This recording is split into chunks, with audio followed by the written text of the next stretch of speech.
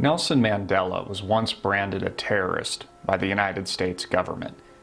Yet his admirers, people like US President Barack Obama, hold him up on a pedestal as an international icon. So which is he? A terrorist, which he was labeled by the United States up until 2008, before his 90th birthday, and what some politicians in Washington called embarrassing? Or a saint-like statesman of the 20th century, who helped end apartheid and institutionalized racism in South Africa in the 1990s. Well, welcome back again this week. They say you shouldn't speak ill of the dead, so I won't. I'll just tell the truth. How's that? We see a great deal of world and U.S. press, media, extolling the virtues of Nelson Mandela. As you know, myself and our magazine have been for many years telling people that, wait a minute, Mandela is a communist terrorist. But we see the Financial Times extolling his virtues. We see it in all sorts of things like the Madiba Magic, which was one of his names. Here's USA Today. You've got the Wall Street Journal extolling the virtues of Mandela, Chicago Tribune, the front page of the New York Times. But it's interesting that yesterday's Times, Sunday, for December, I got it upside down, for December the 8th, it says Nelson Mandela, communist. But not to worry, because it was necessary for him to be a communist, and after all, communism is dead. Let me read you the last paragraph of this fiction. In the end, of course, the greatest favor communism performed for Mandela and the ANC, that's the African National Congress, was collapsing. Once the Soviet bloc had disintegrated and China had gone capitalist, gee, it's not communist China anymore, I guess, the last white rulers of South Africa could no longer pose as necessary allies on the right side of the Cold War. They knew the game was up. You see, that was part of the plan. To collapse communism, go very subdued toward the communist goals without killing millions and millions and millions of people like they did in the first and middle part of the 20th century. To lull the American public back to sleep, because the American public was anti-communist, they feared communism, they wanted to fight communism, they wanted to stop it. So they killed it themselves, and then presented a new facade. We're no longer communists, now we're good capitalists. Oh yeah, we're a little socialist here or there, don't look at that. They stopped murdering people by the millions. Now they still murder them by the thousands and tens of thousands. All over Africa, as a matter of fact, in these liberation moves, through the terrorist network, which they own, which we've tried to tell people for years. As a matter of fact, these are my notes for my speech that I give on modern terrorism, to let people know what's really going on. As a matter of fact here, this is a shot of the New American Magazine from 1994, telling people about the fact that Mandela is a communist. Here he is with the head of the Communist Party of South Africa, standing under the hammer and sickle, giving the communist salute at their annual get-together. And this has been the case with Nelson Mandela for years and years and years. The South African Communist Party tried to tell people that Mandela was no longer a communist until he died. Now the ANC and the South African Communist Party have announced that yes, not only was Mandela a communist, he was actually a leader in the Communist Party in South Africa on the Central Committee. Keep in mind that we have a man who is a communist terrorist who wrote a paper on how to be a good communist, and part of that was to kill the enemy, to kill innocent people on the way towards establishing communism worldwide. When they arrested him, he had committed over 100 acts of violence. He confessed, he was tried, he was sentenced to 27 years.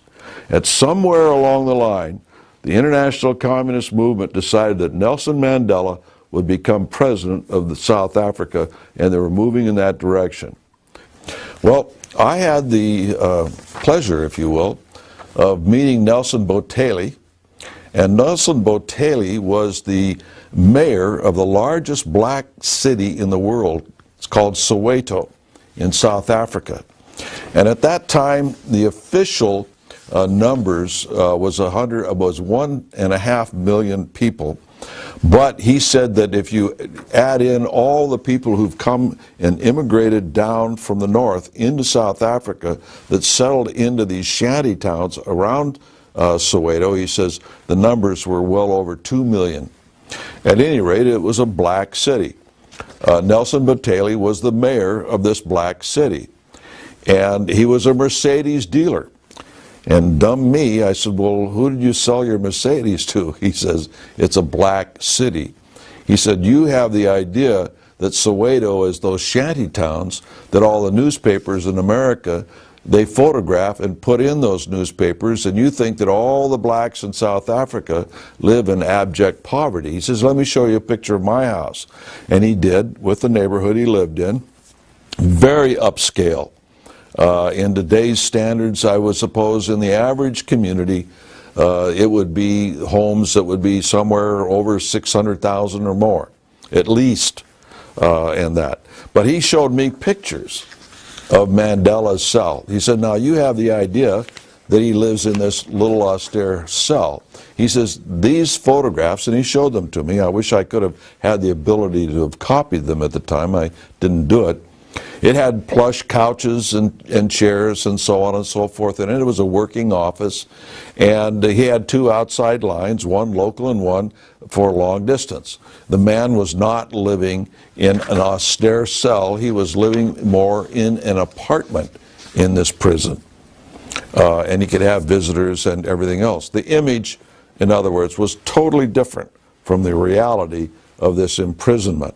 Now you have the street communist here that Mandela was part of, but you have the elite communist that is never really part of the Communist Party around the world.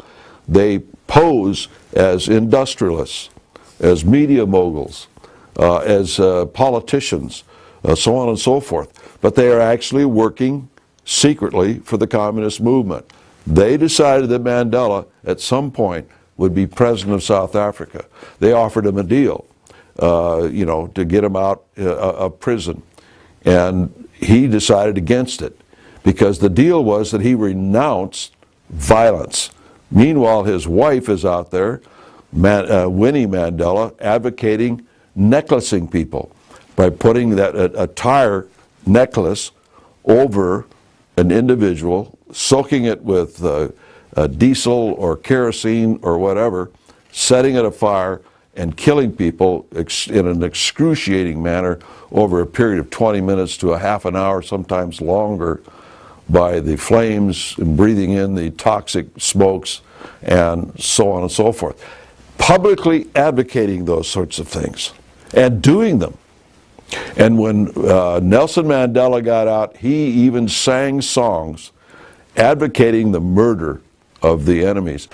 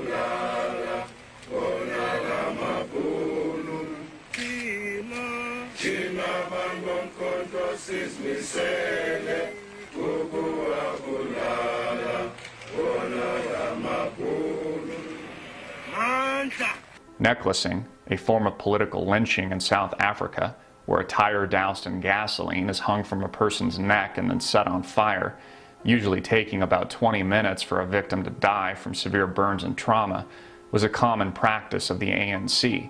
Winnie, a senior member of the organization and then wife of Nelson Mandela, made public statements while her husband was in prison that endorsed its use. The first victim of necklacing, according to the South African Truth and Reconciliation Commission, was a young girl named Maki Skasana in July 1985. Maloku said her sister was burned to death with a tire around her neck. Her body had been scorched by fire, and some broken pieces of glass had been inserted into her vagina, she told the committee. Maloko added that a big rock had been thrown on her face after she had been killed. Now, who was the enemy? Did they go out and kill white people?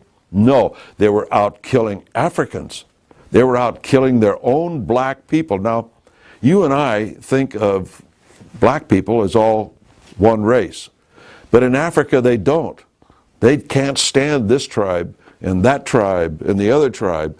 And so there's a lot of problems, just like Muslims have, between Sunnis and Shiites and so on and so forth. They hate each other.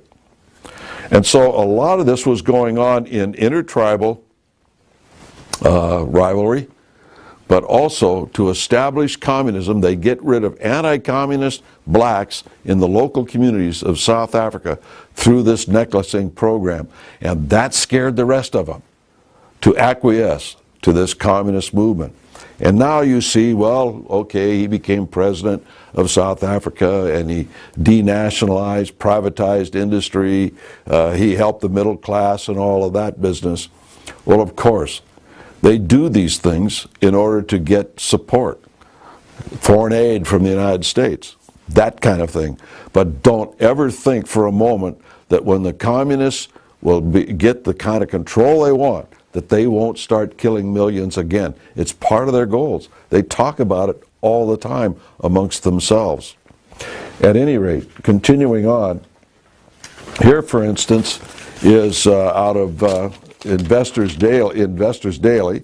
It has a cartoon showing Mandela casting a big shadow, but in the, not op-ed, it's actually an editorial in the newspaper, Muslim Brotherhood in White House, ? And it is an editorial by Investors Daily documenting the fact that there are 5 people in the White House under Obama who are working in the security apparatus and deciding national security issues, working in those areas with state secrets, and they're all part of the Muslim Brotherhood, which is the parent of Al-Qaeda. وأنا لا أستبعد يوم من الأيام سألني أحد الناس وقال لي ما هو يعني أخطر وأهم مكان لتجنيد الإرهابيين؟ قلت أنا أعتقد أنه في البيت الأبيض. البيت الأبيض. قلت أنا أعتقد أنه في البيت الأبيض. البيت الأبيض. صحيح. Now, question: how can our government profess to be in the middle of a war on terror when they allow parent organizations, members of that parent organization of the terrorists, inside the White House, openly working with our national security people? Now, they haven't rejected their ties. They've got these ties, and they're in the White House. And you have to ask a question: how in the world can our government be involved in a war on terror and then turn right around and order all the flags of the United States put at half-mast for a communist terrorist leader called Nelson Mandela? It doesn't compute. There's something else going on here. Maybe the war on terror is a little different than people believe. And we see people falling all over themselves to laud Nelson Mandela. We see conservatives, conservative politicians, conservative media people doing it. I'll just read you one. I won't tell you who this is, but just let me read it to you. Nelson Mandela, who passed away yesterday at the age of 95, was an extraordinary man.